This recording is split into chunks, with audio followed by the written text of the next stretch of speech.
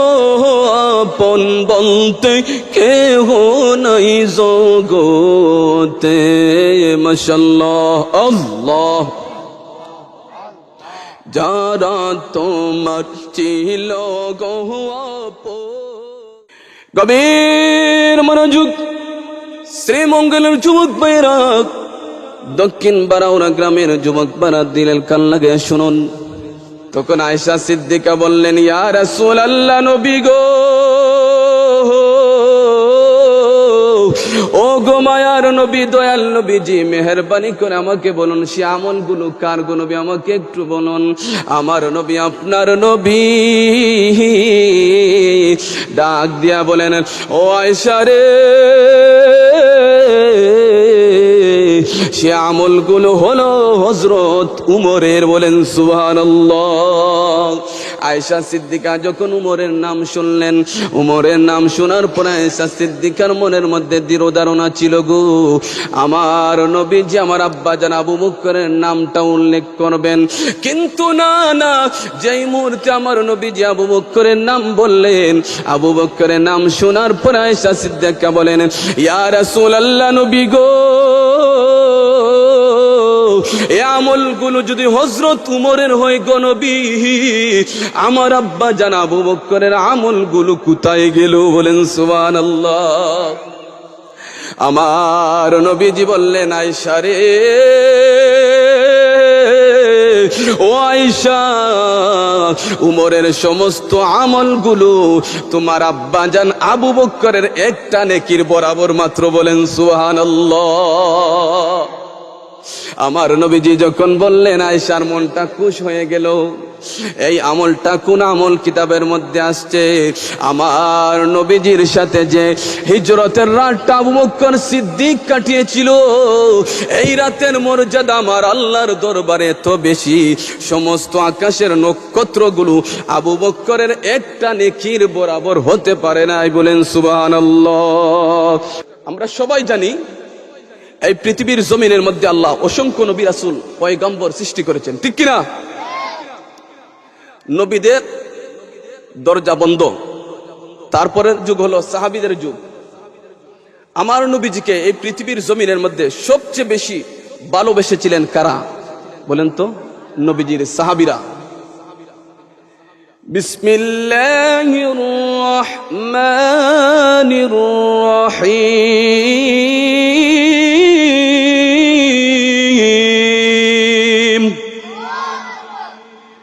لقد رضي الله عن المؤمنين إذ يبايعونك تحت الشجرة فعلم ما في قلوبهم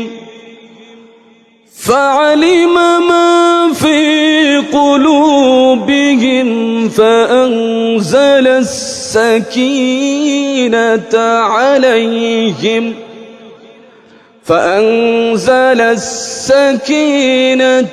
عليهم وأثابهم فتحا قريبا।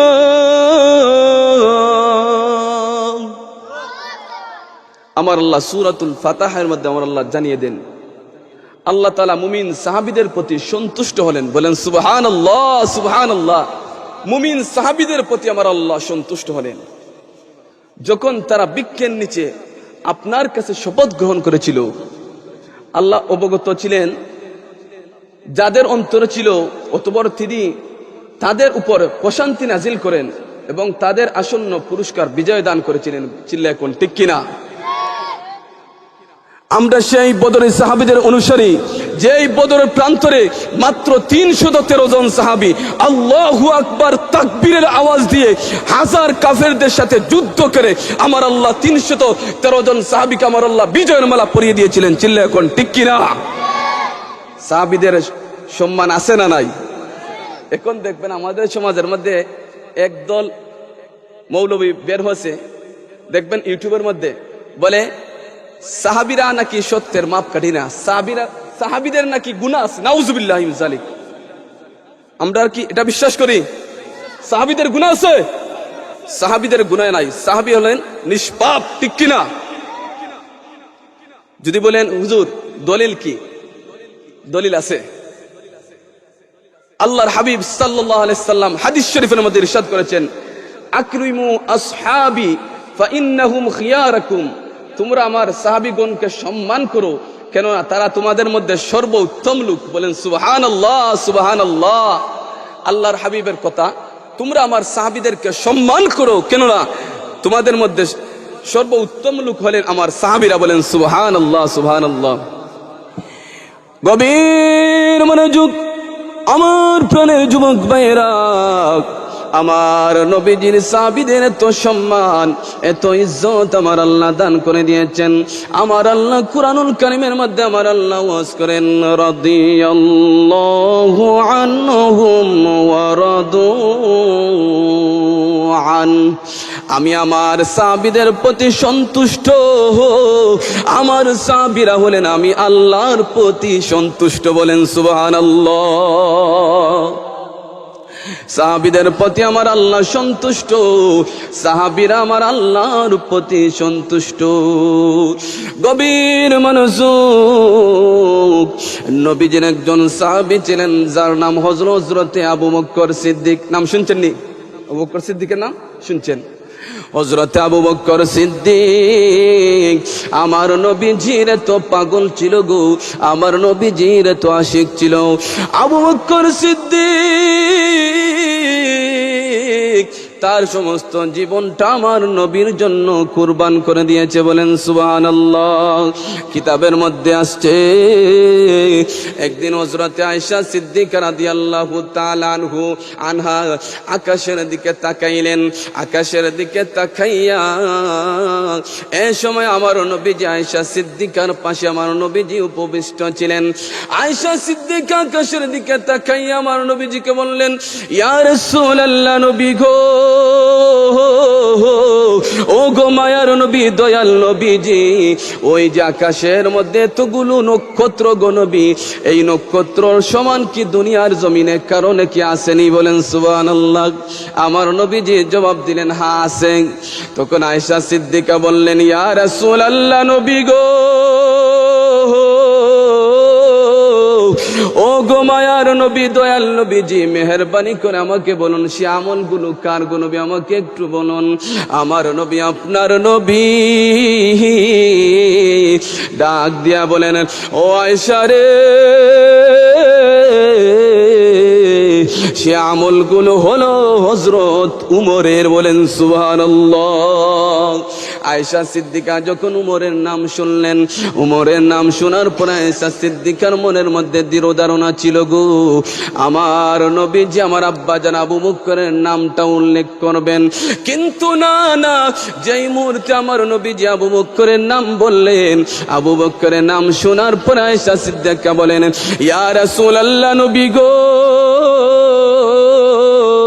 এই আমলগুলো যদি হযরত উমরের হয় গো নবী, আমার আব্বা জান আবু বকরের আমলগুলো কোথায় গেল? বলেন সুবহানাল্লাহ। আমার নবীজি বললেন, আয়েশা রে,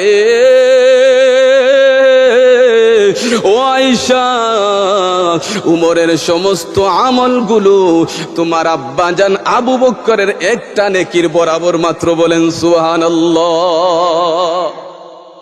আমার নবীজি যখন বললেন, আয়েশার মনটা খুশ হয়ে গেল।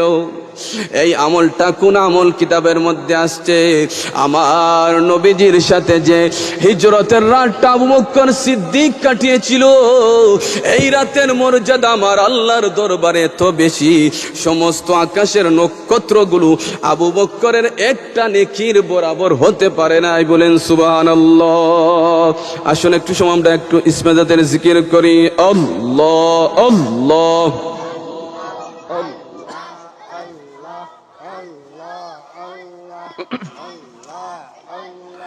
আল্লাহ আল্লাহ আল্লাহ আল্লাহ, একসাথে আল্লাহ আল্লাহ আল্লাহ আল্লাহ। তুমি মেহেরবান গো নবীজি তুমি মেহেরবান ও নবীজি তুমি মেহেরবান মাশাআল্লাহ আল্লাহ তুমি মেহেরবান গো নবীজি তুমি মেহেরবান ও নবীজি তুমি মেহেরবান আল্লাহ আল্লাহ আমরা সবাই পাপী গো নবীজি তুমি দয়াবান আমরা সবাই পাপী গো নবীজি তুমি দয়াবান তোমার দয়া দিয়ে পার করিও দয়া দিয়ে পার করিও মুশকিল হাসান ও নবীজি তুমি মেহেরবান মারহাবা আল্লাহ আল্লাহ আল্লাহ আল্লাহ আল্লাহ কত কষ্ট করলেন নবীজি ওহুদের ময়দান কত কষ্ট করলেন নবীজি ওহুদের ময়দান দান দান মুবারক করলো শহীদ দান দান মুবারক করলো শহীদ কাফের ও বেঈমান ও নবীজি তুমি মেহেরবান আল্লাহ আল্লাহ আল্লাহ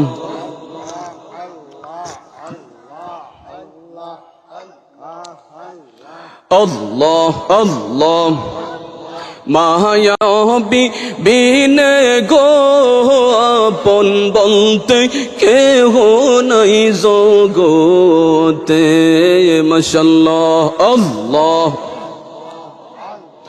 যারা তোমার ছিল গো আপন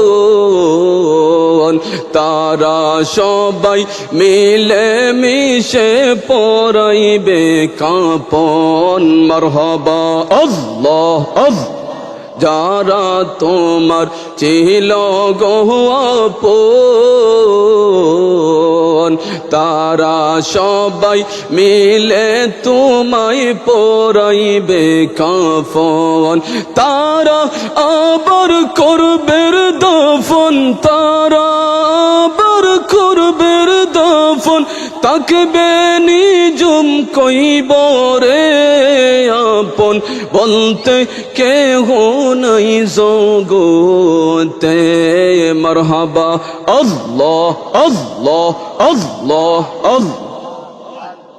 আল্লাহ আল্লাহ আল্লাহ আল্লাহ আল্লাহ লা ইলাহা ইল্লাল্লাহু মুহাম্মাদুর রাসূলুল্লাহ সাল্লাল্লাহু আলাইহি ওয়াসাল্লাম জিকির করলে ভালো লাগে না খারাপ লাগে বুঝতে হবে জিকির করলে যাদের ভালো লাগে তাদের ইমানের পাওয়ার আছে ঠিক কি না আর জিকির করলে যাদের কাছে ভালো লাগে না বুঝতে হবে তার ইমানের পাওয়ার কমে গেছে ঠিক কি না দলিল কি দলিল আল্লাহ পাক রব্বুল আলামিনের পবিত্র কুরআন ইন্নামাল মুমিনুনা আল্লাযীনা ইযা যুকিরাল্লাহু ওয়াজিলাত কুলুবুহুম দেখবেন একদল মানুষের সামনে আল্লাহর নাম নেওয়া হলে কুরআন তেলাওয়াত করা হলে তাদের ইমানের জোশ বেড়ে যায় ঠিক কি না বুঝতে হবে তাদের ইমানের মধ্যে পাওয়ার আছে আমি বলতেছিলাম নবীজির সাহাবীদের দাম আছে না নাই আমি বলছিলাম আবু বকরের ঘটনাটা ঠিক কি না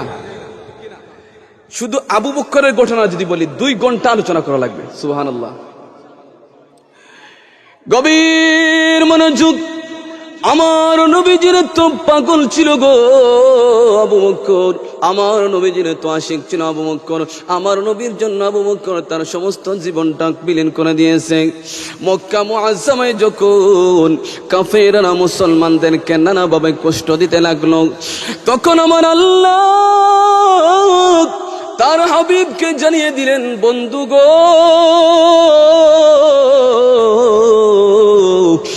আর মক্কায় তাকা যাবে না গো, আপনি মক্কা ছেড়ে মদিনায় চলে যান। বলেন সুবহানাল্লাহ। আমার আল্লাহর কাছ থেকে অর্ডারটা পাওয়ার পর আবু বকর, আমার নবীজি অর্ডার পাওয়ার পরে সেই কথাটা আবু বকরকে জানাইলেন। আবু বকর, আমি আর মক্কায় বেশি দিন থাকবো না, আমি খুব শীঘ্রই মক্কা থেকে মদিনায় চলে যাব। আবু বকর বলেন, নবী গো, আমিও আপনার সাথে যাবো। সুবহানাল্লাহ, কেমন আশিক ছিল। হিজরতের রাত্রে মক্কার কাফেররা আমার নবীজিকে শহীদ করার জন্য, দুনিয়ার জমিন থেকে চিরবিদায় দেওয়ার জন্য নবীজির সমস্ত গড় ঘেরাও করে ফেললো। আর মুহাম্মদকে পৃথিবীতে রাখা যাবে না, মুহাম্মদকে আজকে কতল করতে হবে। মক্কার কাফেররা যখন আমার নবীজিকে শহীদ করার জন্য আমার নবীজির সমস্ত ঘর ঘেরাও করে ফেলল, তখন আমার নবী, আপনার নবী সূরাতুল ইয়াসিন তিলাওয়াত করে সমস্ত কাফেরদের সামনে দিয়ে নবী বের হয়ে আসলেন। অথচ একটা কাফেরের বাচ্চা আমার নবীকে দেখতে পাইল না। বলেন সুবহানাল্লাহ। আমার নবীজি সোজা আবু বকর সিদ্দিকের ঘরের মধ্যে আমার নবীজি তাশরিফ নিলেন। আবু বকর সিদ্দিকের ঘরের মধ্যে আমার নবীজি দরজার মধ্যে গিয়ে নক করেন। আবু বকর দাঁড়িয়ে বলে, লাব্বাইকা ইয়া রাসূলুল্লাহ। আমার নবীজি বলেন, আবু বকর, তুমি কি ঘুমাও না রে? আবু বকর, তুমি কি ঘুমাও না? এত রাত্রে তুমি সজাগ কেন? আবু বকর বলে, ইয়া রাসূলুল্লাহ, নবী গো, যেই দিন আপনি আমাকে বলেছিলেন হিজরত করবেন, ওই দিন থেকে আমি আবু বকর একটা রাত বিছানার মধ্যে পেট লাগাইয়া ঘুমাই না। আর জোরে বলুন, ওই দিন থেকে আমি আবু বকর একটা রাত বিছানার মধ্যে পেট লাগাইয়া আমি ঘুমাই না গো নবী। আমার নবীজি বললেন, আবু বকর, চলো চলো, আমি এখান থেকে যাত্রা বিরতি শুরু করব। আমার নবীজি কথা বলার পর আবু বকর বলেন, ইয়া রাসূলুল্লাহ, নবী গো, আমি আপনার সাথে যাব। আমার নবীজি যখন আবু বকরকে অনুমতি দিলেন, আবু বকর অনুমতি পাওয়ার পর আনন্দে কেঁদে দিলেন। আবু বকরের চোখ দিয়ে পানি চলে আসলো। আমার নবীজি ডাক দিয়া বলে, আবু বকর, কান্দো কেন রে, কান্দো কেন রে? আবু বকর বলে, ইয়া রাসূলুল্লাহ, নবী গো, আমি চাই আমার নিজের জীবনটা আপনার জন্য কুরবান হোক। বলেন সুবহানাল্লাহ। আমার নবীজি আবু বকরকে নিয়ে মক্কা থেকে যাত্রা বিরতি শুরু করলেন। আমার নবীজি যখন যাত্রা বিরতি শুরু করলেন, কিছুক্ষণ আবু বকর আমার নবীজির সামনে সামনে হাঁটেন, আবার কিছুক্ষণ আমার নবীজির পিছনে পিছনে আবু বকর হাঁটে। আমার নবী বললেন, ও আবু বকর, ব্যাপারটা বুঝলাম না রে আবু বকর, তুমি কখনো আমার সামনে হাঁটো, কখনো আবার পিছনে হাঁটো রে আবু বকর, আমি ব্যাপারটা বুঝতে পারলাম না। আবু বকর বলেন, ইয়া রাসূলুল্লাহ, নবী গো, ও গো মায়ার নবী, দয়াল নবীজি, আমি কখনো আপনার সামনে সামনে হাঁটি কেন জানেননি? কোন কাফের বেঈমান মুশরিক যদি সামন থেকে আঘাত করে গো নবী, সে আঘাতটা যেন আমি আবু বকরের গায়ের মধ্যে আগে লাগে। বলেন সুবহানাল্লাহ। আর জোরে বলুন সুবহানাল্লাহ। ইয়া রাসূলুল্লাহ, নবী গো, কখনো আমি আপনার পিছনে পিছনে হাঁটি কেন জানেননি? কোন কাফের বেঈমান যদি পিছন থেকে আপনাকে আঘাত করে গো নবী, সে আঘাতটা যেন আমি আবু বকরের গায়ের মধ্যে আগে লাগে, আপনার যেন কোনো ক্ষতি না হয়। এভাবে আমার নবী যাইতে যাইতে সুর পাহাড়ের মধ্যে আমার নবীজি তাশরিফ নিলেন। কিতাবের মধ্যে আসছে, যেই পাহাড়ের মধ্যে আমার নবীজি তাশরিফ নিলেন, সেই পাহাড়ের নাম ছিল সুর পাহাড়। সেই পাহাড়ের নাম কি ছিল? ওর কথা বুঝতেছেন? সেই পাহাড়ের নাম ছিল সুর পাহাড়। আমার নবীজি ওই পাহাড়ের মধ্যে তাশরিফ নিলেন। ওই পাহাড়ের মধ্যে বিশাল বড় একটা গুহা ছিল। কিতাবের মধ্যে আসছে, যার নাম হলো হুয়াম গুহা। গভীর মনোযোগ, আমার নবী যখন এই সুর পাহাড়ের মধ্যে আমার নবীজি তাশরিফ নিলেন, তাশরিফ নেওয়ার পরে আমার নবীজি এই হুয়াম গুহার মধ্যে আমার নবীজি তাশরিফ নেওয়ার মনস্থ করলেন। আবু বকর পিছন থেকে বললেন, ইয়া রাসূলুল্লাহ, নবী গো, এই গুহাটা অনেক পুরাতন গুহা গো নবী, আপনি যদি আমাকে একটু অনুমতি দেন গো নবী, আমি আবু বকর আগে গিয়ে একটু পরিষ্কার করে আসি, আর তারপর আপনি তাশরিফ নিবেন। সুবহানাল্লাহ। আমার নবীজি আবু বকরকে অনুমতি দিলেন। আবু বকর অনুমতি পাইয়া গুহার ভিতরে প্রবেশ করলেন। গুহাটা সুন্দর করে পরিষ্কার করলেন। সুন্দর করে পরিষ্কার করার পরে বিশাল বড় বড় একটা সাপের গর্ত, একটা বড় বড় গর্তগুলো আবু বকর যেই মুহূর্তে দেখলেন বিশাল বড় বড় সাপের গর্ত, আবু বকর বলেন, না না, এগুলো বন্ধ করতে হবে। কোন সাপ যদি আমার নবীজিকে এসে দংশন করে আমার নবীজির কষ্ট হবে। না না, আবু বকর কি করলেন, তার সিও একটা কাপড় ছিল, এই কাপড়টা সিরা সিরা সাপের গর্তগুলো বন্ধ করতে লাগলেন। বলেন সুবহানাল্লাহ। সাপের গর্তগুলো বন্ধ করতে লাগলেন গো। তারপরে শেষ মুহূর্তে বিশাল বড় একটা সাপের গুহা রয়ে গেল। আবু বকরের কাছে বন্ধ করার মতো কোনো কিছুই নাই।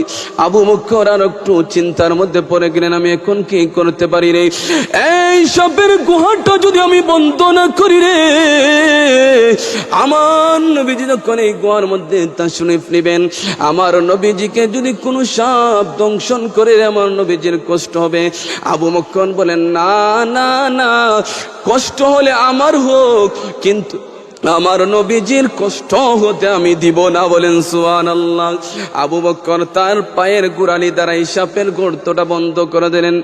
আবু বকর বলেন, যদি আমার জীবন চলে যাক, তারপরে কিন্তু আমার নবীজির কোনো কষ্ট হতে দিব না। আবু বকর নিজের জানের পরোয়া করলেন না। তার সিও পায়ের গোড়ালি দ্বারা সেই সাপের গর্তটা, সাপের মুখটা বন্ধ করে দিলেন। মুখটা বন্ধ করে দেওয়ার পর আবু বকর আমার নবীজিকে ডাক দিলেন, ইয়া রাসূলুল্লাহ, নবী গো, এখন আপনি গুহার ভিতরে তাশরিফ আনতে পারেন। সুবহানাল্লাহ। আমার নবীজি গুহার ভিতরে তাশরিফ নিলেন। আমার নবীজি তাশরিফ নেওয়ার পর আমার নবীজি খুবই টায়ার্ড, ক্লান্ত। আবু বকরের কোলের মধ্যে আমার নবীজির নূরানি মস্তক মুবারক মাথা রেখে আমার নবীজি আরাম করতে লাগলেন। মুহূর্তের মধ্যে আমার নবীজির ঘুম চলে আসে। আর আবু বকর সিদ্দিক যেই পায়ের গোড়ালি দ্বারা সাপের গর্তটা বন্ধ করেছিল, ওই সাপের গর্তের মধ্যে, তার পায়ের গোড়ালির মধ্যে একটা সাপ এসে আবু বকরকে দংশন করলো। যেই মুহূর্তে আবু বকরকে সাপ দংশন করলো, সাপের ব্যথায়, বিষের যন্ত্রণায় তার সমস্ত শরীর কাঁপতেছে, তার সমস্ত শরীর কাঁপতেছে। আবু বকর সিদ্দিক যন্ত্রণায় যথাস্থানে অটল রইলেন। আবু বকর সিদ্দিক বলেন, না না, এখন যদি আমি একটু নড়াচড়া করি রে, আমার নবীজির ঘুমের মধ্যে ব্যাঘাত ঘটবে। না না না, আমার নবীজিকে কষ্ট দেওয়া যাবে না। কষ্ট হলে আমার হোক, কিন্তু আমার নবীকে ঘুম থেকে আমি জাগাইব না। ও মুসলমান, দেখো দেখো নবীজির সাহাবীরা নবীর জন্য কেমন আশিক ছিল রে, নবীর জন্য কেমন পাগল ছিল গো। যেই মুহূর্তে আবু বকর সাপের কামড় খাইয়া সমস্ত শরীরের মধ্যে বিষ ছড়িয়ে গেছে, যন্ত্রণায় সমস্ত শরীর কাঁপতেছে, সহ্য করতে করতে শেষ মুহূর্ত পারক হয়ে গেলেন। হঠাৎ করে আবু বকর সিদ্দিকের চোখ দিয়ে পানি চলে আসলো। আবু বকর সিদ্দিকের চোখ দিয়ে যখন পানি চলে আসলো গো, কয়েক ফোঁটা চোখের পানি আমার নবীজির নূরানি মুবারকের মধ্যে যখন পড়লো, আমার নবীজির সাথে সাথে ঘুম ভেঙ্গে গেল। আমার নবীজি তাকাইয়া দেখে আবু বকর কাঁদতেছে। আমার নবীজি বলেন, আবু বকর কাঁদো কেন রে, তোমার কি বাড়ির কথা মনে পড়ছে? আবু বকর বলেন, না না ইয়া রাসূলুল্লাহ, নবী গো, আমার মা বাবা আপনার নূরানি কদম মুবারকে কুরবান হোক, আমাকে সাপে কামড় দিছে গো নবী। আমার নবী, আপনার নবী রহমতের নবী, বরকতের নবী। তু মুবারক লাগাইয়া আবু বকরের পায়ের মধ্যে নবীজি দিলেন। দেওয়ার সাথে সাথে আবু বকর সিদ্দিক সাথে সাথে ভালো হয়ে গেলেন। বলেন সুবহানাল্লাহ।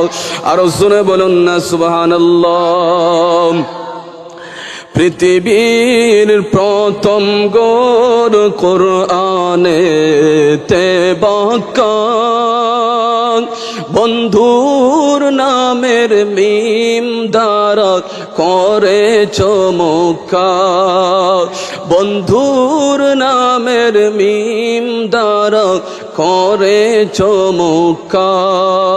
আল্লাহু আল্লাহু আল্লাহু আল্লাহ, আল্লাহু আল্লাহু লা ইলাহা ইল্লাল্লাহ। যতই লক্ষ কোটি প্রেমিকদের প্রেম মেহলা, লব্বাইক লব্বাইক বলে লা শারিকা লাক, লব্বাইক লব্বাইক বলে লা শারিকা লাক। আল্লাহু আল্লাহু আল্লাহু আল্লাহ, আল্লাহু আল্লাহু লা ইলাহা ইল্লাল্লাহ। মখদিজাকে উম্মতের মা বানাইলা, আচন শুয়ে যেই জাগর নাম জান্নাতুল মাওয়া, আচন শুয়ে যেই জাগর নাম জান্নাতুল মাওয়া। আল্লাহু আল্লাহ, একসাথে আল্লাহু আল্লাহ, আল্লাহু আল্লাহু লা ইলাহা ইল্লাল্লাহ। জোরে বলেন মারহাবা। চলবনি না, শেষ করে দেই। চলবো আর বেশিক্ষণ আমি লম্বা করব না, কিছু সময়ের ভিতরে ইনশাআল্লাহ সমাপ্ত করে নিব। আমি বলতেছিলাম আবু বকর সিদ্দিক আমার নবীজির সত্যিকারের আশিক ছিল, ঠিক কিনা? আবু বকর সিদ্দিক কেমন আশিক ছিল দেখেন, কিতাবের মধ্যে আসছে একদিন হযরতে মাওলা আলী রাদিয়াল্লাহু তাআলা আনহু আবু বকরকে বললেন, জনাব আপনি কোন আমলের দ্বারা এত উচ্চ মর্যাদার অধিকারী হয়েছেন? বলেন সুবহানাল্লাহ। আবু বকর সিদ্দিক বলেন, আমি 5টি বিষয়ের দ্বারা এই উচ্চ মর্যাদার অধিকারী হয়েছে। বলেন সুবহানাল্লাহ। 5টি বিষয় আমরা জানতে চাইনি? গভীর মনোযোগ। আবু বকর সিদ্দিক বলেন, জনাব আমি 5টি বিষয়ের মাধ্যমে এই উচ্চ মর্যাদার অধিকারী হয়েছি। 1 নাম্বার হলো গো, আবু বকর বলেন আমি দুনিয়ার জমিনের মধ্যে 2 ধরনের লোককে দেখতে পাই। এক ধরনের লোকেরা হলো দুনিয়ার তালাশে ব্যস্ত, আরেক ধরনের লোক হলো পরকালের জন্য সচেষ্ট। কিন্তু আমি আবু বকর আমার মাওলাকে পাওয়ার জন্য চেষ্টা করে যাচ্ছি। বলেন সুবহানাল্লাহ। আমাদের মধ্যে এমন লোক আছে না নাই? দুনিয়া নিয়ে ব্যস্ত। দেখবেন অনেক মানুষ আছে দুনিয়া নিয়ে ব্যস্ত, দুনিয়ার সম্পদ, গাড়ি বাড়ি নারী সবকিছু নিয়ে ব্যস্ত, পরকালের কোনো চিন্তা নাই। অনেক মানুষ আছে, কষ্ট নিবেন না ভাই, একদিন যে তার মৃত্যু হবে অনেক মানুষ এটা কখনো ভাবে না। কিন্তু আবু বকর বলেন আমি 2 ধরনের লোককে দেখতে পাই। এক ধরনের লোকরা হলো দুনিয়া নিয়ে ব্যস্ত, আর আরেক ধরনের লোকরা হলো পরকালের জন্য সচেষ্ট। বলেন সুবহানাল্লাহ। কিন্তু আমি আবু বকর দুনিয়া নিয়ে ব্যস্ত না রে, আমি আবু বকর আমার মাওলাকে পাওয়ার জন্য আমি চেষ্টা করছি। বলেন সুবহানাল্লাহ। 2 নাম্বার হলো গো, আবু বকর সিদ্দিক বলেন যেই দিন থেকে আমি ইসলাম ধর্ম যেই দিন থেকে আমি ইসলামের ছায়াতলে এসেছি, ওই দিন থেকে আমি আবু বকর কখনো পেট পরে দুনিয়ার কোনো খাদ্য আমি গ্রহণ করি নাই, কেননা সত্য জ্ঞানের স্বাদ আমাকে দুনিয়ার খাবার থেকে উদাসীন করে দিয়েছে। বলেন সুবহানাল্লাহ। 3 নাম্বার হলো গো, আবু বকর সিদ্দিক বলেন, ও পৃথিবীর মানুষ, যেই দিন আমি ইসলাম ধর্ম গ্রহণ করেছি রে, ওই দিন থেকে আমি কখনো পরিতৃপ্ত হয়ে পানি পান করি নাই, কেননা আমার খুদার প্রেমের পানি দ্বারা আমি পরিতৃপ্ত লাভ করেছি। বলেন সুবহানাল্লাহ। 3 নাম্বার চলে গেল। 4 নাম্বার হলো গো, আবু বকর সিদ্দিক বলেন, যখন একসাথে আমি দুনিয়া ও আখিরাতের কাজের সম্মুখীন হয়েছি, তখন আমি আবু বকর আখিরাতের কাজকে বেশি অগ্রাধিকার দিয়েছি। আমি দুনিয়ার কাজকে কোনো তাওয়াক্কুল না করে আমি পরকালের কাজকে গ্রহণ করেছি। বলেন সুবহানাল্লাহ। 5 নাম্বার হলো গো, আবু বকর সিদ্দিক বলেন, 5 নাম্বার হলো আমি রাসূলুল্লাহর সাথে সবসময় আমার চলাফেরা চলে উঠা বসা ছিল। আমার রাসূলুল্লাহর সাথে আমার সংসব খুবই ভালো ছিল। এই 5টি বিষয়ের মাধ্যমে, এই 5টি বিষয়ের দ্বারা আমার আল্লাহ আমি আবু বকরকে তো উচ্চ মর্যাদার অধিকারী বানিয়েছেন। বলেন সুবহানাল্লাহ। শুধু তাই নয়, আবু বকর সিদ্দিকের ঘটনা বললে অনেক সময় চলে যাবে, এখন সামনে বাড়াই। হযরত উমরের ঘটনাটি একটু বলি, রাজি আছেন নি শুনতে? খলিফাতুল মুসলিমিন হযরতে উমর ফারুক রাদিয়াল্লাহু তাআলা আনহু, যখন আমার নবীজির ইন্তেকালের পর খলিফার দায়িত্ব উমর ছিল, তখন হযরত আলী রাদিয়াল্লাহু তাআলা আনহু এক রাতে মনে একটা স্বপ্ন দেখলেন যে স্বয়ং মসজিদে নববীর মধ্যে আল্লাহর রাসূল ফজরের নামাজ পড়াইতেছেন। বলেন সুবহানাল্লাহ। তখন কিন্তু আমার নবীজি পৃথিবীর জমিনে নাই, তখন খলিফার দায়িত্ব ছিল হযরত উমরের কাছে। হযরত আলী স্বপ্নে দেখে আমার নবীজি মসজিদে নববীর মধ্যে নবীজি ফজরের নামাজ পড়াইতেছেন, হযরত আলী নবীজির পিছনে নামাজ আদায় করতেছেন। বলেন সুবহানাল্লাহ। নামাজ শেষ করার পর আমার নবীজি মসজিদের দেয়ালের মধ্যে নবীজি পিঠ মুবারক লাগাইয়া বসলেন। এমন সময় এক মহিলা এক খাঞ্চা খেজুর নিয়ে আমার নবীজির দরবারে চলে আসলো। আমার নবীজি ওই খাঞ্চা খেজুর থেকে একটা খেজুর উঠাইয়া হযরত আলীকে দিলেন। অবশিষ্ট খেজুরগুলো অন্য নামাজীদের মধ্যে নবীজি বন্টন করে দিলেন। হযরত আলী এই স্বপ্নটা দেখার পরে তার ঘুম ভেঙে যায়। ঘুম ভাঙার পরে হযরত আলী মুখের মধ্যে মনে করতেছে কোনো খেজুরের স্বাদ লেগে রয়েছে। বলেন সুবহানাল্লাহ। এখনো খেজুরের স্বাদগুলো তিনি ভোগ করতেছেন। বলেন সুবহানাল্লাহ। হযরত আলী রাদিয়াল্লাহু তাআলা আনহু ফজরের নামাজ পড়ার জন্য মসজিদে নববীর মধ্যে চলে গেলেন। মসজিদে নববীর মধ্যে গিয়ে দেখলেন হযরত উমর ফারুক তিনি ফজরের নামাজ পড়াইতেছেন। বলেন সুবহানাল্লাহ। হযরত উমরের পেছনে হযরত আলী নামাজ আদায় করলেন। সালাম ফিরানোর পর দেখেন এক মহিলা এক খাঞ্চা খেজুর নিয়ে উমরের সামনে চলে আসছে। সুবহানাল্লাহ। হযরত আলী রাতের বেলায় স্বপ্নে দেখেছিলেন আমার নবীজিকে ঠিক সেই রকম উমরকে দেখতেছেন। ওই মহিলাটি খেজুর উমরের সামনে রেখে চলে গেল। হযরত উমর ওই খাঞ্চা খেজুর থেকে একটা খেজুর উঠাইয়া হযরত আলীকে দিলেন। অবশিষ্ট খেজুরগুলো অন্য নামাজীদের মধ্যে নবীজি হযরত উমর বন্টন করে দিলেন। অন্য নামাজীর মধ্যে খেজুরগুলো বন্টন করে দিলেন। এই সময় হযরত আলী বলেন, খলিফাতুল মুসলিমিন উমর, আপনি আমাকে যদি আরেকটি খেজুর দিতেন তাহলে কি হইতো? হযরত উমর ফারুক জবাব দিলেন, ও আলী, রাতে যদি আল্লাহর হাবিব তোমাকে আরেকটি দিতেন তাহলে আমি উমর তোমাকে আরেকটি দিতে পারতাম। রাতের বেলায় যেহেতু আল্লাহর হাবিব তোমাকে আর দেন নাই, আমি কেমন করে তোমাকে দিব? হযরত আলী রাদিয়াল্লাহু তাআলা আনহু আশ্চর্য হয়ে গেলেন, আমার স্বপ্নের খবরটা উমর কেমন করে জানলো? হযরত উমর কেমন করে আমি আলী স্বপ্নটা জেনে গেল রে। হযরত আলী রাদিয়াল্লাহু তাআলা আনহু বলেন, ও খলিফাতুল মুসলিমিন উমর, আপনি আমার স্বপ্নের খবরটা কেমন করে জানলেন?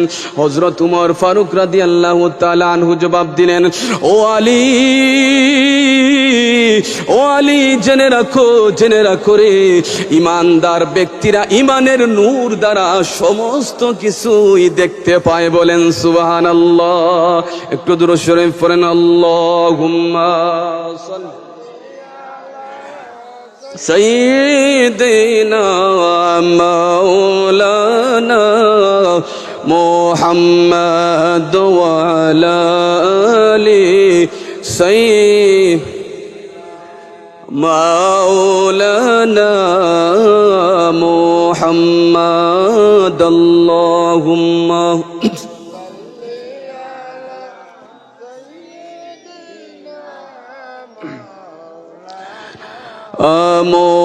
মুহাম্মাদ ওয়া আলা আলি সাইয়্যিদিনা মাওলানা মুহাম্মাদ। ও মদিনার মাটি রে, সকল সুখ বুঝি তোর কপালে। ও মদিনার মাটি রে,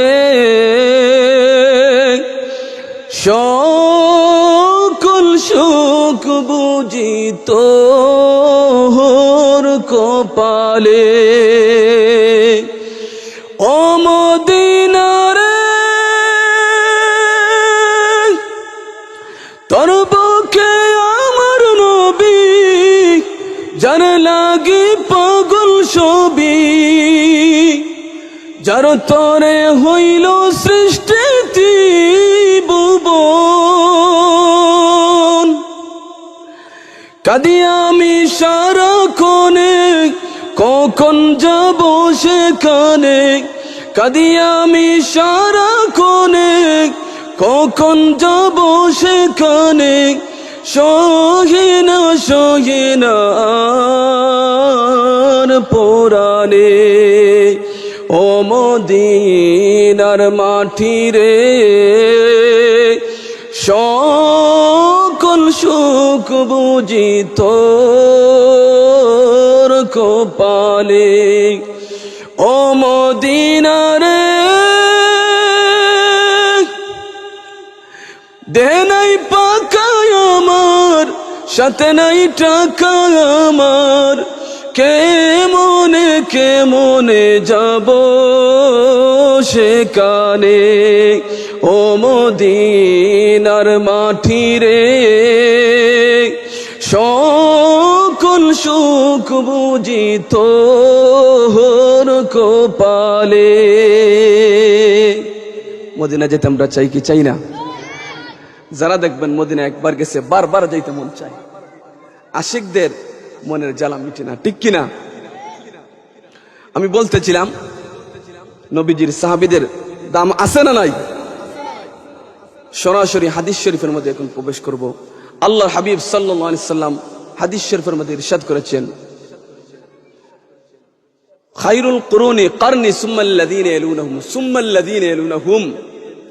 আমার এক একটা সাহাবী হলেন আকাশের এক একটা নক্ষত্রের সমান। বলেন সুবহানাল্লাহ, সুবহানাল্লাহ। এত মানুষদেরকে পৃথিবীর জমিনে আকাশের নক্ষত্র সমান নবীজি মনে করছেন? না, একমাত্র সাহাবীরা হলেন আকাশের নক্ষত্রের সমান। গভীর মনোযোগ, আমার নবীজি হাদিস শরীফের মধ্যে ইরশাদ করেছেন, এক একটা সাহাবী হলেন এক একটা আকাশের নক্ষত্রের সমান। আমি বলতেছিলাম হযরত আবু বকরের সিদ্দিকের ঘটনাটি আমি বললাম, উমরের ঘটনাটি বললাম। আমি সংক্ষিপ্তভাবে হযরত আলীর একটা ঘটনা বলবো। আমার নবীজির সাহাবীরা কত গরিব ছিল রে, কিন্তু কখনো তাদের অন্তরের মধ্যে আল্লাহ রাসূলের প্রেম কমতি ছিল না। বলেন সুবহানাল্লাহ। তারা কিন্তু গরিব ছিল অনেক সাহাবীরা। হযরত আলীর ইতিহাস অনেকে জানেন, অত্যন্ত গরিব সাহাবী ছিলেন হযরত আলী। একদিন হযরত আলী রাদিয়াল্লাহু তাআলা আনহুর ঘরের মধ্যে খাবারের মতো কোনো কিছুই নাই, একদম শূন্য। সবাই অনাহারে আছে। হযরত ফাতিমা রাদিয়াল্লাহু তাআলা আনহার একটা চাদর আলীর কাছে দিলেন, স্বামী ওই চাদরটা আপনি বিক্রয় করে কিছু খাবারের ব্যবস্থা করেন। বলেন সুবহানাল্লাহ। হ্যাঁ, কত অভাব ছিল। হযরত ফাতেমা রাদিয়াল্লাহু তাআলা আনহা ওই চাদরটা আলীর কাছে দিলেন, স্বামী গো ওই চাদরটা বিক্রয় করে আপনি খাবারের জন্য কোনো কিছু নিয়ে আসেন। আমার নবীজির সাহাবী হযরত আলী চাদরটা নিয়ে বাজারের মধ্যে বিক্রয় করার জন্য গেলেন। মাত্র 6 দিরহাম চাদরটা বিক্রয় করলেন। কয় দিরহাম? 6 দিরহাম মূল্য চাদরটা বিক্রয় করলেন। চাদরটা বিক্রয় করে হযরত আলী রাদিয়াল্লাহু তাআলা আনহু যখন বাড়িতে রওনা দিছেন, হযরত আলী রাদিয়াল্লাহু তাআলা আনহু যখন বাড়িতে রওনা দিলেন, প্রতিমধ্যে একজন ভিক্ষুক আলীর কাছে এসে হাত পাতাইলো, আমাকে আল্লাহর রাস্তায় কিছু দান করুন। হযরত আলী ভাবতে লাগলেন, এখন আমি ভিক্ষুকটাকে কি দিয়ে আমি বিদায় দিব রে? আমার কাছে দেওয়ার মতো তো। আসসালামু আলাইকুম। শেষ করে দিব নাকি? আচ্ছা ঠিক আছে। হযরত আলী রাদিয়াল্লাহু তাআলা আনহু ভাবলেন, ওই ভিক্ষুকটাকে আমি কি দিয়ে বিদায় দিব গো? আমার কাছে তো মাত্র 6 দিরহাম আছে, আর কিছুই নাই। হযরত আলী দেখেন কেমন আলী, কেমন প্রেম ছিল রে, আল্লাহর কেমন ভয় ছিল তাদের অন্তরের মধ্যে, কেমন প্রেম ছিল আমার নবীজির তাদের অন্তরের মধ্যে। হযরত আলী একটাবার পরিবার পরিজনের কথা চিন্তা করলেন না, একটাবার পরিবার পরিজনের কথা ভাবলেন না। ওই ভিক্ষুকটাকে 6 দিরহাম দান করে দিলেন। বলেন সুবহানাল্লাহ। ওই ভিক্ষুকটাকে 6 দিরহাম দান করে খালি হাতে বাড়ি ফিরে যাচ্ছেন। আমার আল্লাহর শান মান কত দেখো রে যুবক, এদিই বলেন সুবহানাল্লাহ। আমার বান্দা বান্দীরা যদি আমি আল্লাহর সন্তুষ্টির জন্য 1 টাকা ব্যয় করে, আমি আল্লাহ তাকে 10 টাকার মালিক বানাইয়া দেই। বলেন সুবহানাল্লাহ।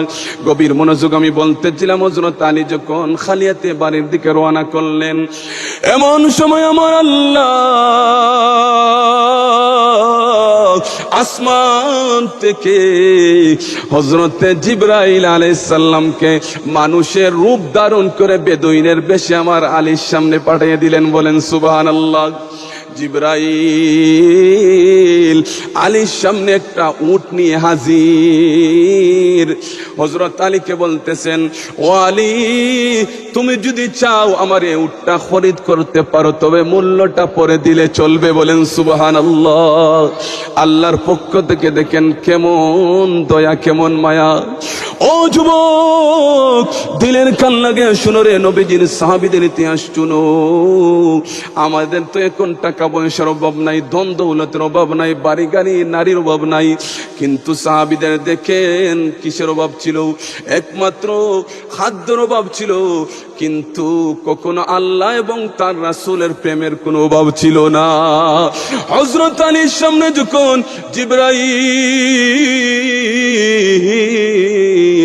মানুষের রূপ ধারণ করে একটা বেদুইনের বেশে একটা উট নিয়ে হাজির, বলেন, ও আলী, তুমি যদি চাও আমার উটটা খরিদ করতে পারো, তবে মূল্যটা তুমি পরে দিলে চলবে। হযরত আলী রাদিয়াল্লাহু তাআলা আনহু তখন এই উটের মূল্যটা 100 দিরহাম সাব্যস্ত করে উটটা খরিদ করলেন। উটটা যখন খরিদ করলেন, খরিদ করার পর উট নিয়ে রাস্তা দিকে যাচ্ছেন, এমন সময় আমার আল্লাহ হযরতে মিকাইল আলাইহিস সালামকে মানুষের রূপ ধারণ করে আলীর সামনে পাঠাইয়া দিলেন। বলেন সুবহানাল্লাহ। হযরতে মিকাইল আলীর সামনে এসে বলে, ও আলী, তোমার এই উটটা তুমি বিক্রয় করবানি, তুমি যদি বিক্রয় করো আমি এই উটের মূল্য 160 দিরহাম দিব। বলেন সুবহানাল্লাহ। কিনছেন কত দিয়ে? কিনছেন 100 দিরহাম দিয়ে। আর মিকাইল মানুষের রূপ ধারণ করে তিনি বলতেছেন, আমি উটের মূল্যটা 160 দিরহাম তোমাকে দিয়া দিব। হযরত আলী যখন দেখলেন আমার 60 দিরহাম লাভ হচ্ছে, আমি উটটা বিক্রয় করার দরকার। তখন হযরতে আলী রাদিয়াল্লাহু তাআলা আনহু 160 দিরহাম পাইয়া উটটা বিক্রয় করে দিলেন। উটটা বিক্রয় করার পরে ক্রেতা বিক্রেতা উভয় একসাথে চলে যাচ্ছেন। এমন সময় যার কাছ থেকে উটটা কিনেছিলেন উনি সামনে এসে হাজির, বলেন সুবহানাল্লাহ। উনি এসে বলতেছে, আলী তুমি উটটা বিক্রয় করে দিছো, আমার মূল্যটা তুমি আমাকে দিয়া দাও। তখন হযরতে আলী রাদিয়াল্লাহু তাআলা আনহু 100 দিরহাম ওনাকে দিয়া দিলেন। বাকি 60 দিরহাম নিয়ে বাড়িতে গেলেন। বাড়িতে যাওয়ার পর ফাতেমা আলীর চেহারার দিকে তাকাইয়ে দেখে আলী এত খুশি খুশি লাগতেছে, আমার স্বামী আলী তো আজকে বড় খুশি খুশি আনন্দ লাগতেছে। ফাতেমা ডাক দিয়া বলে, প্রাণের স্বামী গো, আজকে আপনি তো খুশি খুশি কেন লাগতেছে গো? আপনার মনটা আজকে বড় খুশি খুশি লাগতেছে। আলী রাদিয়াল্লাহু তাআলা আনহু বলেন, ফাতেমা গো, আজকে আমি আমার মাওলার সাথে একটা ব্যবসা করেছি, ওই ব্যবসার মধ্যে আমার 60 দিরহাম লাভ হয়েছে, বলেন সুবহানাল্লাহ। ওই ব্যবসার মধ্যে আমি 60 দিরহাম লাভ করতে পেরেছি, এজন্য আমি আলী খুশি। হযরত আলী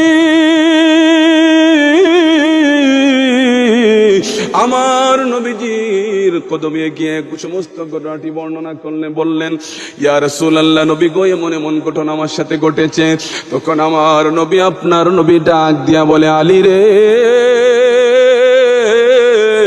তুমি জানোনি যিনি তোমার সামনে উট নিয়ে হাজির হয়েছিলেন তিনি কে? আলী বলেন, ইয়া রাসূলুল্লাহ, আমি জানি না গো। আমার নবীজি জবাব দিলেন, আলী রে, যিনি তোমার সামনে উটটা নিয়ে এসেছিলেন তিনি হলেন হযরতে জিবরাইল আলাইহিস সালাম, বলেন সুবহানাল্লাহ। তখন আমার নবীজি এরপরে বললেন, ও আলী, যিনি তোমার কাছ থেকে উটটা খরিদ করেছিলেন তিনি কে জানোনি? আলী বললেন, ইয়া রাসূলুল্লাহ, নবী গো, আমি জানি না, আমি জানি না। আমার নবীজি জবাব দিলেন, আলী, যিনি তোমার কাছ থেকে উটটা খরিদ করেছিলেন তিনি হলেন হযরতে মিকাইল আলাইহিস সালাম, বলেন সুবহানাল্লাহ। আমার নবীজি জানা দিলেন, ও আলী, আলী রে, জেনে রাখো, জেনে রাখো, যে উটটা তোমরা বেচা কিনা করেছিলে, এই উটটা হবে কিয়ামতের দিন আমার মেয়ে ফাতেমার সোয়ারি, বলেন সুবহানাল্লাহ। আর জোরে বলুন না সুবহানাল্লাহ। ওয়া আখিরু দাওয়ানা আলহামদুলিল্লাহি রাব্বিল আলামিন। যাই হোক, এত সময় আমি আপনাদের সামনে, আমার সময় শেষ, পরবর্তী আলোচক চলে আসছেন ইনশাআল্লাহ। আমি সংক্ষিপ্ত মোনাজাত করে আমি আপনাদের সামনে থেকে বিদায় নিয়ে চলে যাব। যাই হোক, আমি বলতেছিলাম আমার নবীজির সাহাবীদের মর্যাদা আছে না নাই? কিন্তু দেখবেন, সাবধান, একটা মেসেজ দিয়ে যাচ্ছি শ্রীমঙ্গলের বাসী, শুনো, গভীর মনোযোগ দিয়ে আমার কথা শুনুন। দেখবেন ইউটিউবের মধ্যে যারা একদল আলিম বের হয়েছে, শুধু বলে আমার নবীজির জীবনী ইতিহাস নিয়ে তো কুরুচিপূর্ণ বক্তব্য, নাউজুবিল্লাহি মিন যালিক। অনেকে, আমি অনেক বক্তব্য শুনেছি, বলেছে আমার নবীজির সাহাবীদের নাকি চরিত্রের মধ্যে ভেজাল ছিল, নাউজুবিল্লাহ, এমনও কথা বলেছে। শুধু তাই নাই, আমার নবীজির সাহাবীরা সত্যের মাপকাঠি এটা মানে না, নাউজুবিল্লাহ। সাবধান। হাদিস শরীফ, একটা হাদিস মনে পড়ছে, 1 মিনিট। ক্বালা রাসূলুল্লাহ সাল্লাল্লাহু আলাইহি ওয়াসাল্লাম, লা ইউমিনু আহাদুকুম হাত্তা আকুনা হাব্বা ইলাইহি মিন ওয়ালিদিহি ওয়া ওয়ালাদিহি ওয়ান নাসি আজমাইন, মুত্তাফাকুন আলাইহি, রাওয়াহু বুখারী মুসলিম। বুখারী এবং মুসলিম শরীফের মধ্যে হাদিসটি এসেছে। আমার ডান পামে অনেক আলিম উলামা আছেন। আল্লাহর হাবিব সাল্লাল্লাহু আলাইহি সাল্লাম ইরশাদ করেছেন, ও আমার উম্মতেরা, যতক্ষণ পর্যন্ত তোমাদের সন্তান সন্ততি, স্ত্রী, ধন দৌলত, এমনকি নিজের দানের চেয়েও আমি রাসূলুল্লাহকে অধিক পরিমাণ ভালো না বাসবে, ততক্ষণ পর্যন্ত তোমরা পরিপূর্ণ মুমিন হতে পারবে না, বলেন ঠিক কিনা? যাই হোক, আল্লাহ পাক রব্বুল আলামিন যেন আমাদেরকে প্রত্যেককে কবুল করেন। বিশেষ করে আজকে যারা এই মাহফিলের ইন্তজাম করেছে, আল্লাহ যেন আমার প্রত্যেকটা ভাইকে নেক হায়াত দান করে, সবাই বলেন আমিন। একটু দুরূদ পড়ুন, সাল্লাল্লাহু আলা সাইয়্যিদিনা ওয়া মাওলানা মুহাম্মদ ওয়া আলা আলিহি ওয়া সাহবিহি ওয়া সাল্লাম। সাল্লাল্লাহু আলা সাইয়্যিদিনা ওয়া মাওলানা মুহাম্মদ ওয়া আলা আলিহি ওয়া সাহবিহি ওয়া সাল্লাম। আস্তাগফিরুল্লাহ ইন্নাল্লাহা গফুরুর রহিম أستغفر الله ربي من كل ذنب وأتوب إليه لا حول ولا قوة إلا بالله العلي العظيم آمين اللهم آمين ربنا ظلمنا أنفسنا وإن لم تغفر لنا وترحمنا لنكونن من الخاسرين ربنا أتمم لنا نورنا واغفر لنا إنك على كل شيء قدير رب ارحمهما كما ربياني صغيرا رب ارحمهما كما ربياني صغيرا हाथ जुरे ऐ खुदा मोय हाजिरे दरबार हो बंदगा तेरे में यारब मोय बरा बदकार हो बुलबुले बाग मदीना कुर्रत आइन रसूल या नबी बी फातिमा खैरुन निसा की वास्ते रब्बुल आलमीन अल्लाह एक नजर तुम्हार रहमतेर दृष्टि दे तुम तकिए देखो अल्लाह दक्षिण बाराउना जेटी रोड अल्लाह एलाकाबासीर मुर्देगाনের उद्देश्य अल्लाह तुम्हार मायार बान्दार एत सुंदर एक महफिलेर आयोजन करेছেন अल्लाह मेहरबानी करे अल्लाह आजकेर महफिलटाके अपनी कबूल और मंजूर करे नेন রব্বুল আলামিন আল্লাহ যারা টাকা দিয়ে পয়সা দিয়ে বুদ্ধি দিয়ে শ্রম দিয়ে যুক্তি দিয়ে আল্লাহ যারা এই মাহফিলের আয়োজন করেছেন আল্লাহ তুমি প্রত্যেকের জীবনের तमाम গুনাহগুলো তুমি maaf করে দাও আল্লাহ তুমি প্রত্যেকের আদরের মা বাবারে maaf করে দাও রব্বুল আলামিন আল্লাহ আমরা যারা হাত বাড়িয়েছি আল্লাহ এই জমাতের মধ্যে আল্লাহ অনেক আছে আল্লাহ আদরের মা দুনিয়ার জমিনে নাই অনেকের আদরের বাবা দুনিয়ার জমিনে নাই অনেকের আত্মীয় স্বজন দুনিয়ার জমিনে নাই আল্লাহ গো আজকে শুক্রবার দিনের উসিলায় আল্লাহ আল্লাহ পবিত্র শাবান মাসের উসিলায় আল্লাহ তুমি আমাদের প্রত্যেকের মুর্দেগান কলতের রুহের মধ্যে আজকের হাদিয়া সওয়াব নিয়ে তুমি পৌঁছাই দাও রব্বুল আলামিন আল্লাহ জানি না দুনিয়ার জমিনের মধ্যে হায়াতের আমাদের কয়দিন বাকি আছে আল্লাহ জয়টা দিন হায়াত বাকি রয়েছে মালিক শান্তি মনে প্রভুর গোলামি করার তৌফিক আমাদেরকে দান করো আল্লাহ রব্বুল আলামিন আল্লাহ শেষ ফরিয়াদ আল্লাহ মৃত্যুর আগ মুহূর্তে হলে আল্লাহ একবার তোমার খানায়ে কাবা বাইতুল্লাহ শরীফ দয়াল নবীর রওজা জিয়ারত আমরার ভাগ্যের মধ্যে নসিব ফরমাও রব্বুল আলামিন আল্লাহ যেদিন আমাদেরকে আল্লাহ মরণ দিবা আল্লাহ জুমার দিন মরণ দিও রমজান মাসে মরণ দিও আল্লাহ আল্লাহ গো নামাজের সিজদা অবস্থায় মরণ দিও আল্লাহ মরণের সময় আমাদের প্রত্যেকের জবানিতে জারি করে দিও লা ইলাহা ইল্লাল্লাহু মুহাম্মাদুর রাসূলুল্লাহ।